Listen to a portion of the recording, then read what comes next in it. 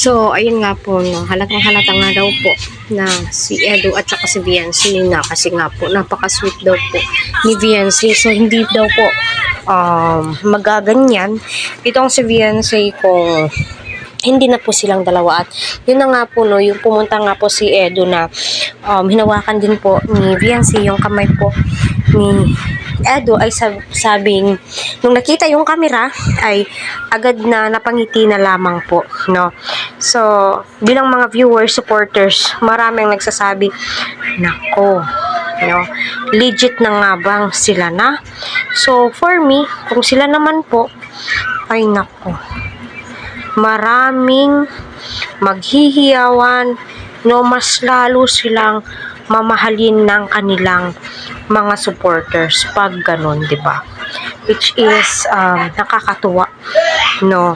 At ang saya, no, ang saya-saya siguro kapag sila no, kasi the way daw po na kumilos itong si Edu at saka si Viancy ay ibang-iba na daw po, lalong-lalo na daw po itong si Viancy. So totoo nga ba yun?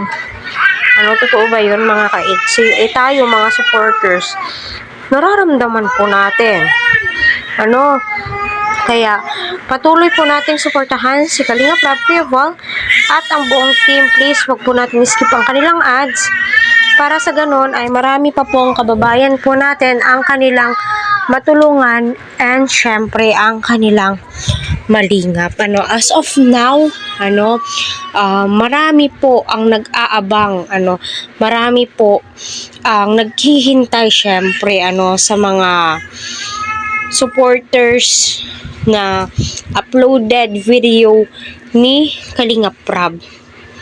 'Di ba? Marami pong nag-aabang syempre. Ano kasi tilay na kulangan sila, no, or hindi gaano nila ma-relate yung live ni Kuya Val. Although naririnig po natin yung mga sinasabi, yung conversation, pero hindi po klaro.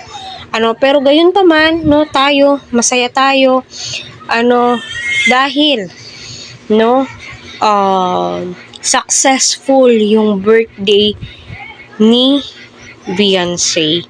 Ano,